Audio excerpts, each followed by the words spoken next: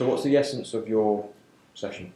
The essence is to define how should you as a customer work together with your some managed service provider to build a real team spirit and make the best out of your some investment. And you're doing a session for us at the SAM Technology Success Day in January. Yeah. What's your session about and why have you chosen that topic? It's about processes and about taking back control. As I work at the customer, I see a lot of expectations from service providers. And the expectation is usually that if I hire a service provider and appropriate tools, then everything will be okay. And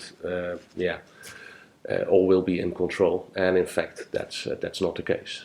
You need to be in charge yourself and in control yourself. And what's an example of, what's a symptom that you see when things are not in control? So if you go on site and you see that things are not going quite right, what's likely to be happening? Well, usually what I see is that the surprise of an audit. People act surprised and then they start running around and they act, but you as a service provider should have all the contracts in place. But if you do not hand over the contract and do not know all the contracts yourself, then that's a big issue. If you do not know what you're entitled to, then you cannot possibly know whether you're compliant or not. Whatever you discover or measure without a contract, you do not know if that's what expected from you. Mentioned is some companies think that if I just hire some party, they will do everything for me, and don't realize that it's a team play and that you need to work together in things. So you cannot expect when we are as a customer side talking about projects and we're not taking that data and intel back to the SAM provider, he can never help us out.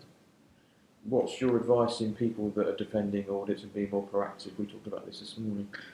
Yeah, indeed. I think you shouldn't focus on the audit itself, but you should think as an auditor and look at your environment and see how can I prove that I'm compliant, how can I prove where my licenses come from and if it's all fit.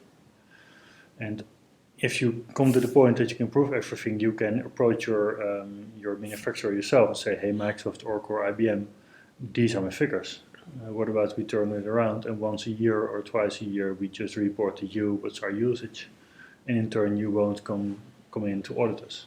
And the first and the second time they will question you a lot about the coverage of your tool and your process and these kinds of things. But at the moment that they are sure about your processes and your coverage, then they will just accept the results and keep the amounts that they need to pay for an audit in their pockets and be happy with the cooperation.